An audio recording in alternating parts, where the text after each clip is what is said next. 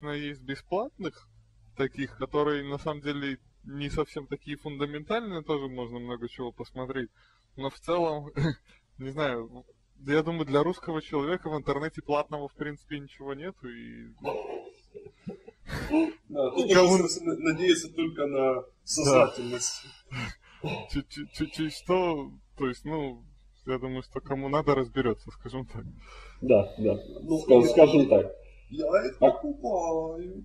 Ну, у тебя есть такая возможность. Я их покупаю из